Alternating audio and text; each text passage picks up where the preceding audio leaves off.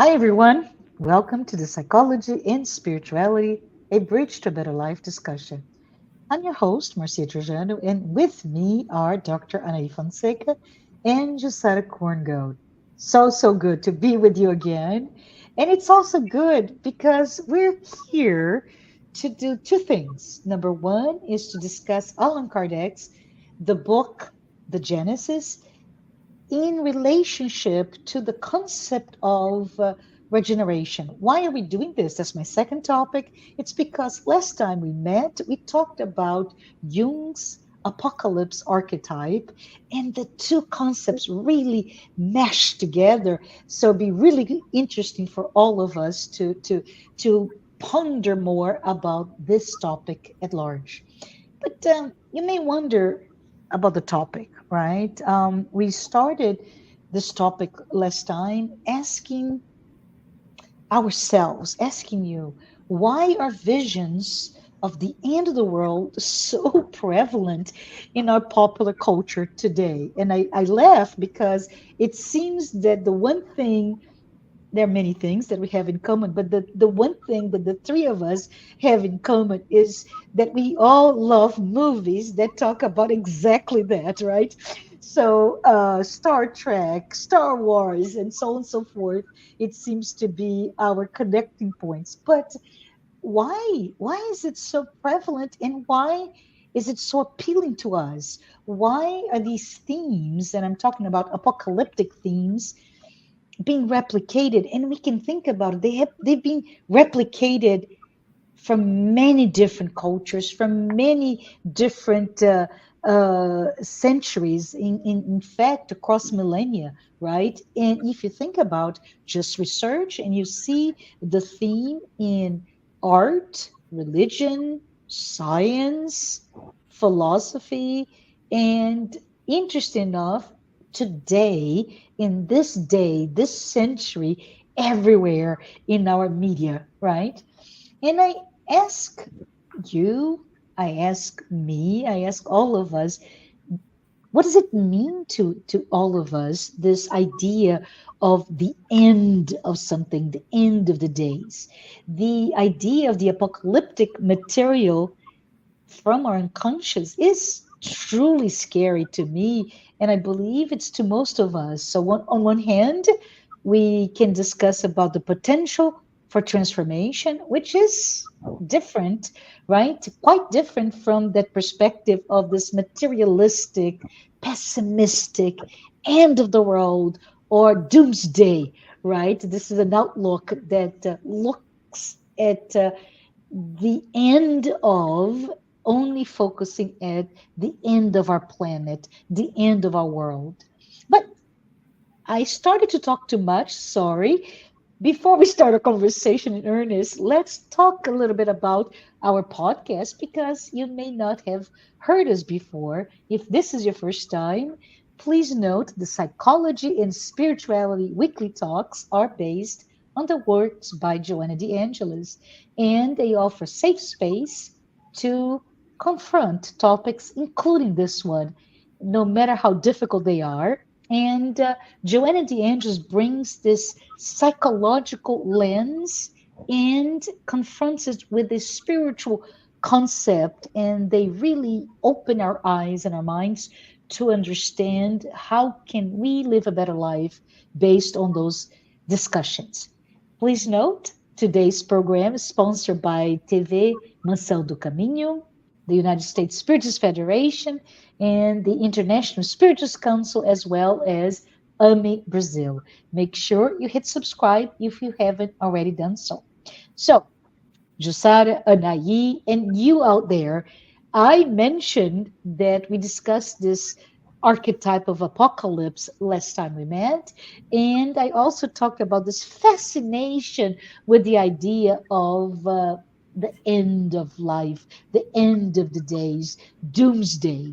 And I also mentioned last time that there's so many movies about it. But Anahy, Jussara, what does Joanna de Angelis say about this topic? Can we maybe break it down from a psychological and spiritual lens? What do you think, Anahy? Oh, well, okay, great to be here again with you guys. So, just to remind people that maybe haven't seen our other talk, that apocalypse comes, the word comes from Greek, right? And it means to take the covering away from, right? Perhaps from what has been secret, revealing what has been invisible, right? That's the definition of the world apocalypse in Greek. And talking about Joanna in her wonderful book, The Conscious Being, Joanna says that's a, let's start by that, probably. It's very provocative. When she talks about giants of the soul, and she's Mhm. talking about resentment, envy, and jealousy, right? And she says, and I quote, individuals are enveloped in the pettiness of egotistical aspirations. They live their lives pressured by the need to project their own image because they feel incapable of overcoming their shadow in order to manifest the strength of the real self, capital S, the image and likeness of God. So I was listening to you, Marcia, and I was thinking, wow, if we are talking about apocalypse, because yes, we all love this kind of movies, and I want to hear Jussara saying, why do we need to take a ship to go out in the cosmos and leave our beautiful, beautiful planet? It's not about that, right? But we want to hear Jussara. It's all about our inner world that is kind of, in a sense, falling apart. Mhm. In a sense, something is being, because something is being revealed, something is being, something that was invisible to our ego consciousness is coming to surface. And I think it's great because in this sentence by Joanna, she's talking exactly about that, that if we stay in the patterns of egotistical aspiration, in a sense serving the ego, the desires of the ego and the needs of the ego all the time, not that we don't have to pay attention, because the ego is doing the hard work of adapting to this world. But Mhm. our world is changing, as you said, is going to be talking about this too. And so, and of course, we are interconnected with among ourselves. That's spirituality from psychological point of view. And we are interconnected with everything, with nature, with the world. Everything that happens inside of us reflects outside of us, right? And everything that happens outside of us has some answer within ourselves, within our psyche. So if there is something going on, and there is, we know there's a shift of consciousness happening. So of course the ego is going to be threatened that, wow, my world is falling apart. Well, let's see some apocalyptic movies and things like that, like a catharsis, like I Yes. put some of my anxiety out of myself. But actually I should be kind of meditating and looking within myself, right? Because the information of what's going to be revealed, or actually it's already happening, is within myself. But I don't want to go further. We can go later. I want to hear Jussara. Yes. So just to do a transition from Anahy, I talked about apocalypse and the materialistic view, and you quote Joanna saying, hey, right, first of all, the definition of apocalypse is to really take away the veil of what we don't see. And she brings the idea of the apocalypse of the soul, right? The end of the soul. So just I'd love to hear from you. And I see you put an image. Do you want to share that image? Yeah. Let me do that. Yes. That is a main image that I was planning to send to you guys before. I didn't have the time. It's an image that I saw in a place there in Assisi. And I immediately thought about the two of you. And while you were talking about the meaning of the word apocalypse, and to remove or the cover, right? I Mhm. was thinking about the personas, Yeah. right? Which is exactly what we are trying to do here. We are trying to eliminate this dominant dominion of, the ego, so that the self can present itself. So we have to uncover something, and this process of uncovering something means, to show your real self. And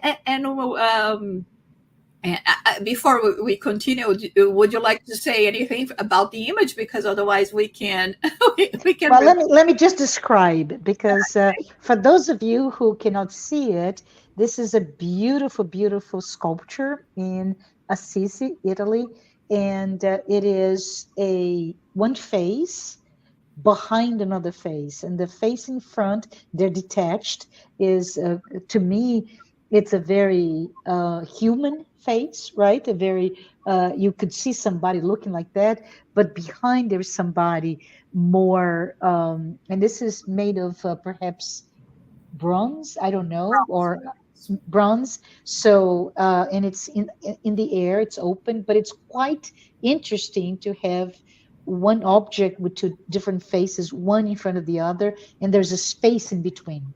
Anahy, what are your thoughts about this image, which Uh, came by a surprise to everyone? yes, Jussara that's just great. prompted us to with this image.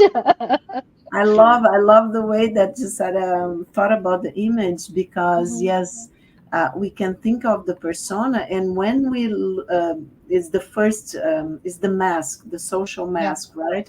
So it would be the face in the front, that it's serious, but it's okay. Even if you look a little calm, serene, we could Yes. say. But behind the mask, so the other face, that it's um, the same head, right? Yeah. So the other face behind this of the same head, for me at least, I don't know if Jussara saw in person, but I don't know if it's kind of grumpy or sad. It looks like sad, or it looks like sad. And then, yeah, it came exactly in Joanna's sentence, because she said, the image that we project, right, onto, outside of us, so our persona, our Yeah. social mask, and that we feel incapable of overcoming the shadow. So what's hidden, what it's not supposed, the ego feels afraid that it's going to appear, so repress or deny, and puts in the unconscious. I felt the same way, Anaí, by the way. I felt that is somebody that is Sad. feels incapable or unable to meet the world on its own without that mask, the social mask. Yeah, yeah, and what John is saying, that if we don't overcome the shadow, like integrate the shadow, realize that Mhm. it's there, be compassionate to our, weak, let's say, or nasty aspects of our, our psyche. So what's going to happen is that we need to do this to manifest the strength of the real self, that Joanna says is the image and likeness of God. So how come we have to be a little apocalyptic people? Because we Yeah, need this transformation. We need to uncover what's hidden, so that we can. Because Jung would say, when we look inside, because he says that if we look outside, you are like dreaming. If you look inside, then you awake, right? awaken. Yeah, yeah, And so, awaken. So, if we look inside, and he yeah. would also say that the first uh, like subpersonality, the first complex that you face is your shadow, right? So let's look at this image that Jussara brought. So if you take up the mask of serene being, right, Mhm. then you're going to see what's behind, maybe the sadness, maybe the helplessness or whatever. And it is very important for the ego, for our consciousness, to look at that, to integrate, acknowledge that we have these aspects within ourselves. Because if we do that, then there is something very beautiful that Joanna and Jung say. Then you can be compassionate towards others because you recognize in your brother and sister of humanity the same difficulties, the same aspects that you yourself have. So that's the path, and to be compassionate, to be forgiving, right, are all qualities of the self, capital S, as Joanna says, our spirit, the likeness of God. That's so wonderful, Giselle. I love that you brought this image. And I think it's interesting that you mentioned compassion now, because I was thinking while looking more at the this sculpture now. I don't know what was the intention of the sculptor, of course, but uh, I think at the same time it can be a reminder to us all that regardless of me seeing a very composed person before me, there is sadness, there is anguish, Yes. there is doubt, and maybe if we could look at people this way, that we are all going through so many turmoils, and this is what in my point of view, the apocalypse means. Okay. To be able to think that we are talking more about the apocalypse of the soul than the apocalypse that is going to bring calamities to planet Earth, because we are the ones that are bringing calamities to the world. And if we don't fix ourselves, there will be, of course, very bad days in our future. And the way you know um, we are attracted by all of this, because somehow we are attracted by what brings us fear. You see the horror movies, and Yeah. those end of days movies, and there is one comment by Marie-Louise von France that in a video where Jung is talking about the apocalyptic archetype, right? Mhm.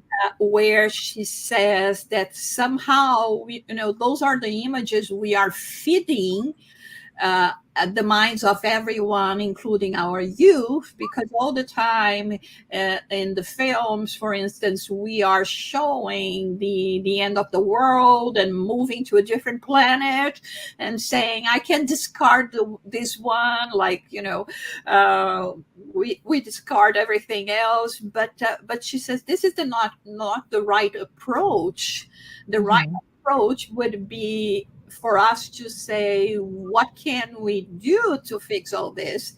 And it does start within us. In the book Genesis by Allan Kardec, in the chapter 18, there is Mhm. a comment that it says that it's not the entrails of the planet that are being stirred up in those times, but those of humankind. And so this is where we have to think in terms of apocalypses in a totally different way. It's removing the cover, removing our, the imperfections that is still do not allow us to show ourselves to the world, so that perhaps we can meet compassion, Yeah. and compassion towards our brothers and sisters can fix each other, right? This is quite gorgeous. That you married not only an image in somewhere in Italy, in Assisi, Italy, with the words of Joanna de Angelis, and then Allan Kardec's chapter 18th of his book, The Genesis, where, um, in my opinion, it brings a message of hope, right? A message of rebirth or regeneration, which is would be generation again, right? A new cycle that is being recreated, and I really like it that that's where we're going with the idea of the apocalypse of the soul. But can we talk about this process, which is quite painful? How does it work that we have, and we're not going to kill the ego, but we're going to perhaps minimize the egoic constructs in our lives, our our complete identification with a materialistic view of the world, and having the strength to be in this image that's sad, vulnerable, being behind the rather noble one in front, right? Which is just a persona. How do we do this? Love to hear from either of you. I must say, Marcia, that for in front of a psychiatrist, when you say we are not going to kill the ego, and I said, "Oh, thanks God, let's not kill the ego," because So we the need, message here, no killing, no killing, yes, including yes, no killing of the ego. yeah, because Yes, it would be like going mad or psychotic or something. yes, yeah. Yes, yes. So disorganized or whatever.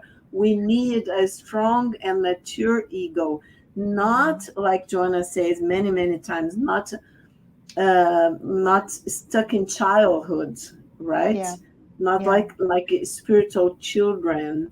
So that's why it's so important that she talks a lot about the young self being our spirit. But I wanted to, when I was listening to you, just to say that it's very interesting because last time we were talking, Uh-huh. and Jussara talked about von France Hmm. when she talks, about, well, let's uh, take care of what images we are feeding our youngsters, right? Yeah. And that Joanna says something quite similar as Jung, because Jung, last time we were talking, he says the world hangs on a thin thread, and that is the psyche of man. Hmm. And Joanna is going to say in the conscious beings, the greatest and most pressing problem to be solved is the human being per se. Yeah. So it's solving this problem, right? She says requires psychological maturity. So we need to take care of our the young people, right? And Hmm. to the images and movies and the culture, what we are feeding their psyche, right? The images Hmm. and the issues that we are talking about. And of course, because if we're talking about something that is ending, we are at the same time talking about something that is being born in the psyche. So Absolutely. it's Yeah. death and rebirth, right? Hmm. So I said, okay, we are going to like clean things up, paying attention to our shadows, do the work of spiritual and psychological evolution, to mature, to have to understand our complexes, our problems. But why? Because something is being born in the psyche. We Yeah. are in the verge of a shift. Everybody's talking about that in different ways, but the message is the same: a shift of consciousness. We are evolving. And Joanna says, I will have to tell you this because it's wonderful. The transience of the human condition, Yeah. in the transience of the human condition, the deep self, so like our higher self, our higher consciousness, must emerge and unleash its innate, invaluable resources, thanks to which the psyche consciously consciously commands life, opening the immense range of paranormal perceptions. I love that because I research about anomalous experiences, and I was wondering why is Joanna talking about paranormal perceptions? Because she's saying since the self is in the depths of the psyche, what we call the transpersonal dimension of the psyche, the Mhm. collective unconscious, and of course is totally connected with the spiritual dimensions, right? So that's why Joanna says one of the reasons that Jung's self, capital S, is our spirit.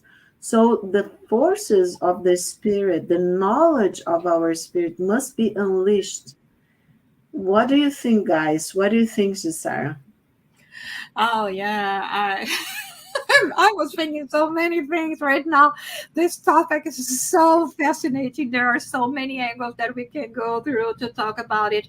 And one of the things that came to my mind is whether we go with just the proposal, the what Jung has presented to us in terms of the archetypes being, Mhm. this. Collective thing that comes from from ancient times, or if we go with the theory of reincarnation, um, at the end it means that we are all carrying the the remembrances of worse times than we are living now, because if we look at history, we may think that today is not we are not living a great time, but look back, look 50 years back, look 8 years back when were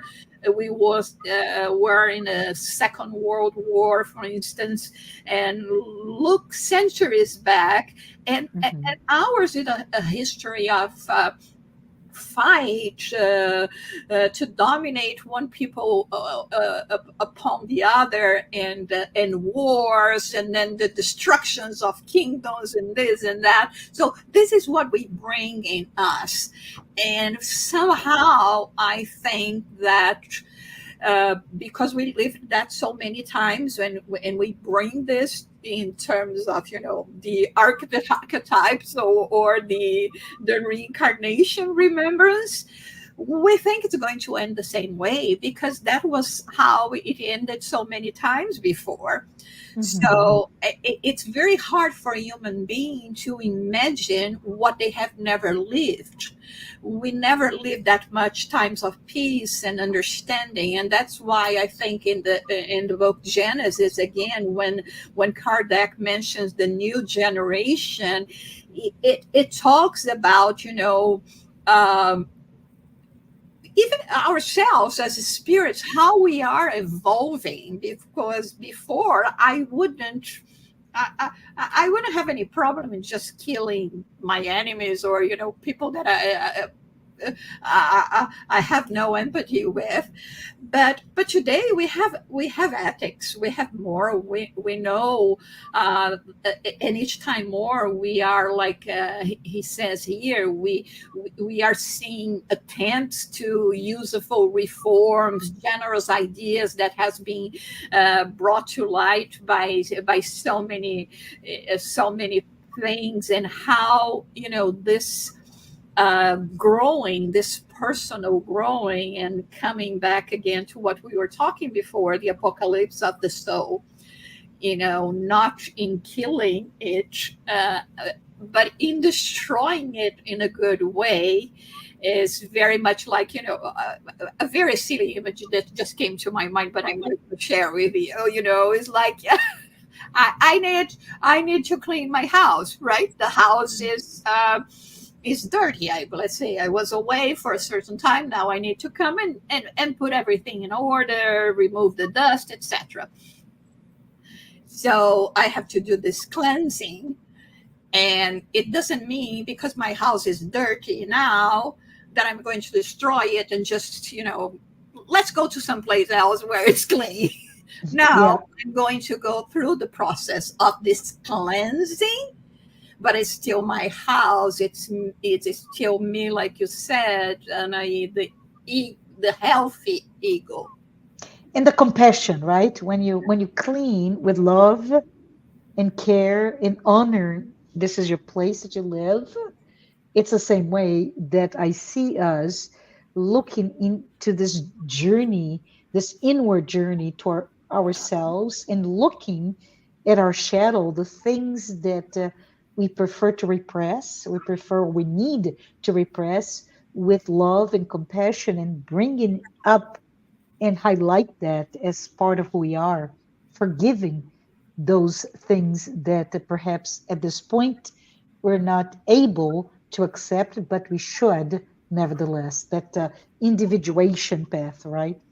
But I have a different image that came to my mind, that I was hoping maybe to get a thought or a reaction from both of you, which is a recent series. Forgive me for be talking about TV here, but the amazing British actress Olivia Colman, she is the narrator of this new series that is out there called Becoming You, right? So it looks at the first 2,000 days of about 100 children, and it talks about the psychological development. There's a physical, but also psychological development of those kids. And one of the things in the first episode of the series that just became amazing to me was the fact that Olivia Colman shows this baby, right? Still before it is born, and then first days, and then 100 days. And when it's before it reaches 2000 day, not 2000, the first 2 years, right? It is still does not recognize as the baby is an individual.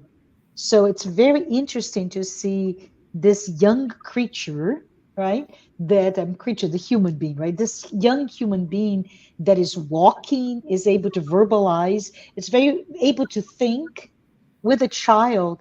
And in looking at the mirror, the baby says, Mama, for the mommy, baby, right? Mama, baby. And then it talks about the moment where the synapse hits later on, when that baby recognizes its own image. And then the series start talk about the terrible twos. It's all about me.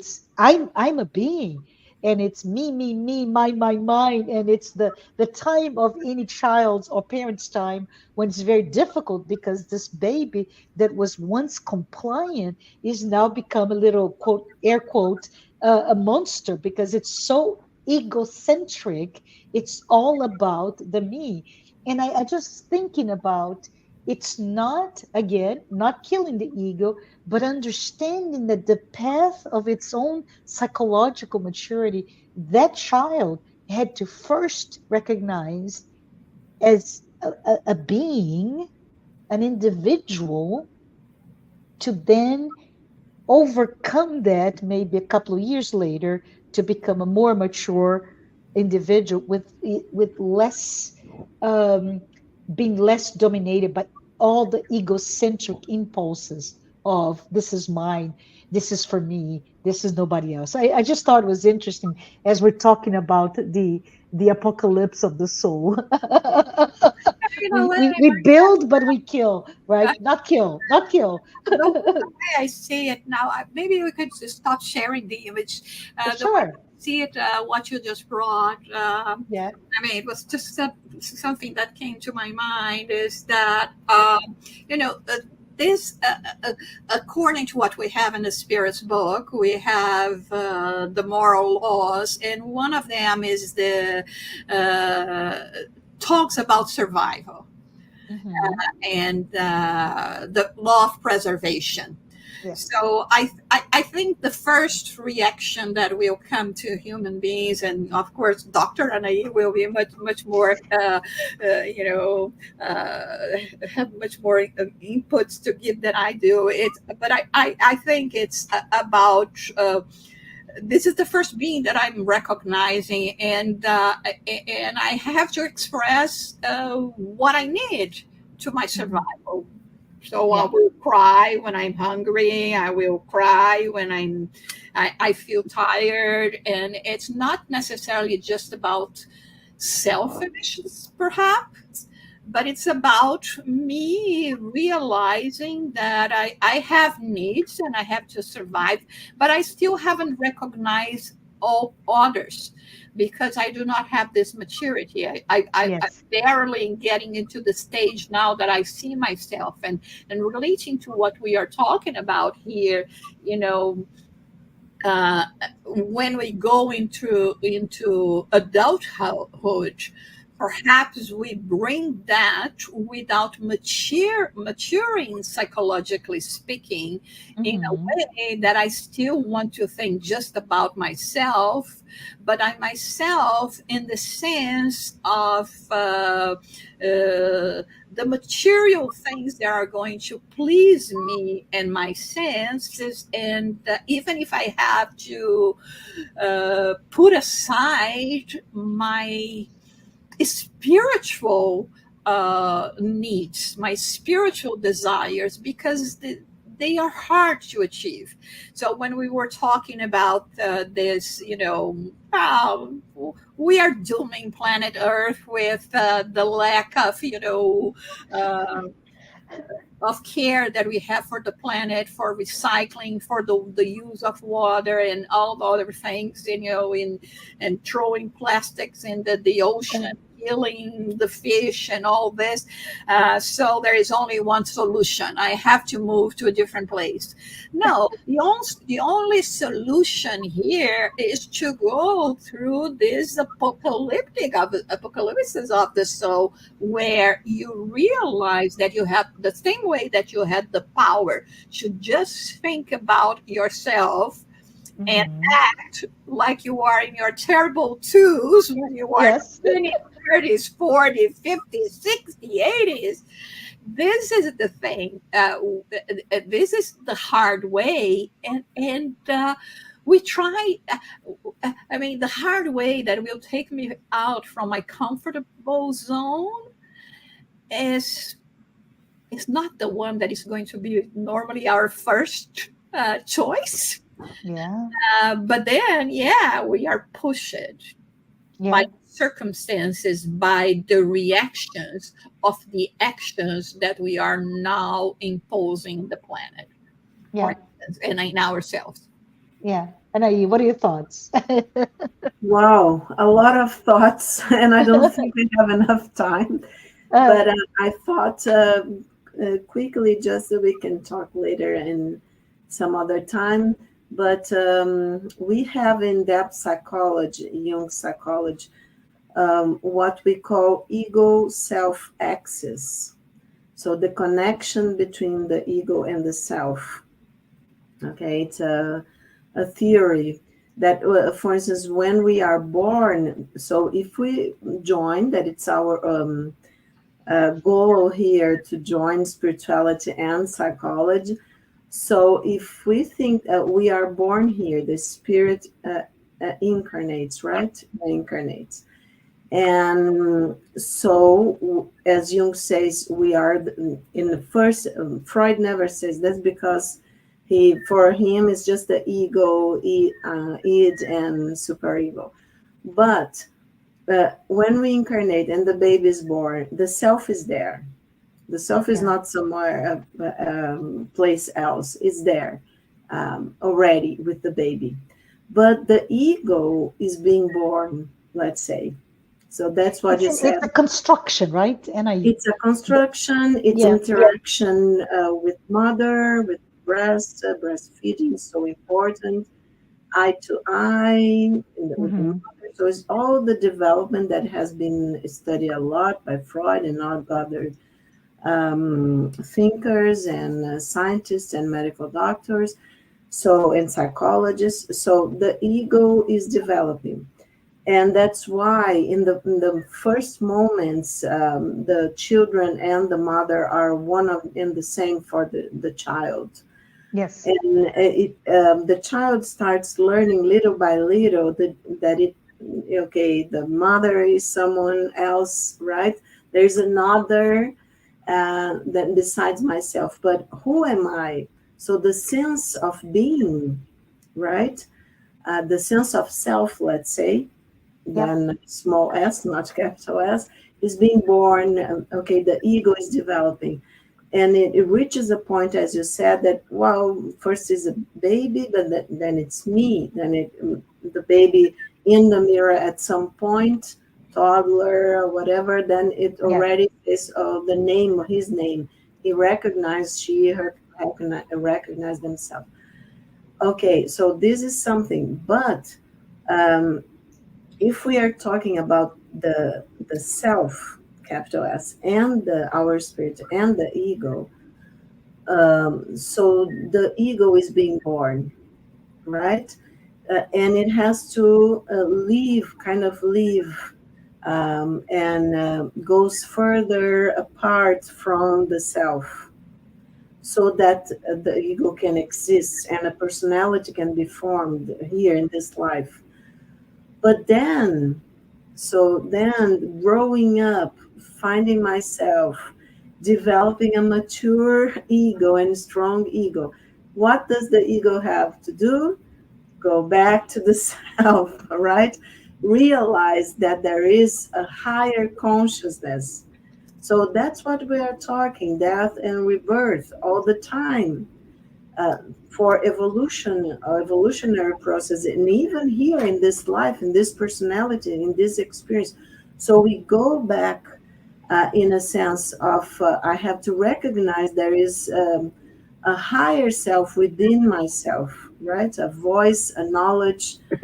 um, oh, and great Jussara has put here that the name of the sculpture is Man Against Himself. Yes, so let's not be against ourselves. Let's be pro ourselves and together. And talking about all this and listening to what Josiah said, when we are near closing time here, but then I want to close with one of Joanna's two actually thoughts of Joanna.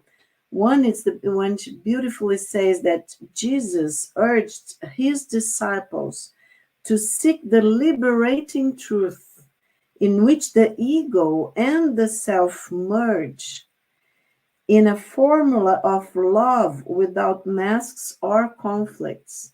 Oh, So wow. it's not merge. Perfect. Yeah, Yeah. perfect. It's not merge in a sense of losing itself, right? The ego is going to be there until death do us apart, right? Yeah. But talking about the ego, self access, but it has to get closer, as close as possible, right? Closest as possible. And because we have to be in balance, and we have to learn how to listen to ourselves, because, and the self, being the spirit, knows what we are supposed to do in this life, and towards where we are heading. And to finish here my collaboration at this point, Joanna talks about love therapy, and we are talking about the love towards ourselves. So it's not man against himself, men learning, and of course men in general, women, men, learning to love themselves.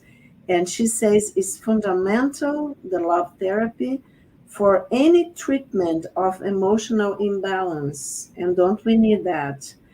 And for the connection with the divine thoughts. Isn't that beautiful? Because there is the answer in the divine thought in God, is the answer to our journey of evolution.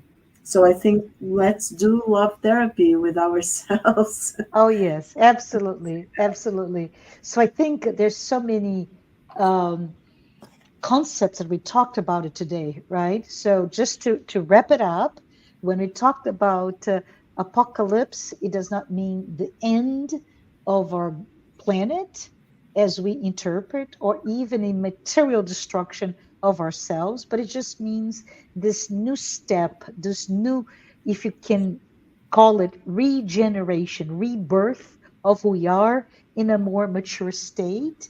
And that happens when we are psychologically mature and we love ourselves and we accept ourselves so that we can be in that path toward individuation. So I love that. Jussara, final words to the audience here. Wow. Let's go for the good fight, which is the one with ourselves. That has not to be, difficult or bad. Let's just love ourselves and understand that we have limitations. We all do, but the more we understand about our limitations, and as the image the image talked to us,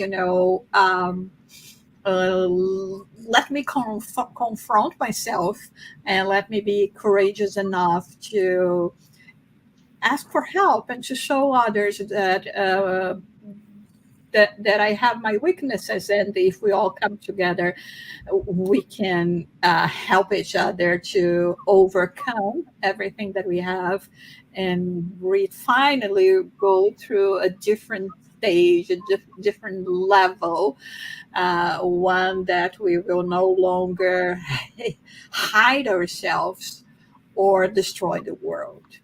Yes, yes. With that, everyone, I want to invite you to come back next week when we explore a different dimension of the topics of spiritism, spirituality, psychology, psychological maturity, so on and so forth. Thank you, friends. Thank you, Anahy. Thank you, Jussara. Thank you for being here with us, and so long. Bye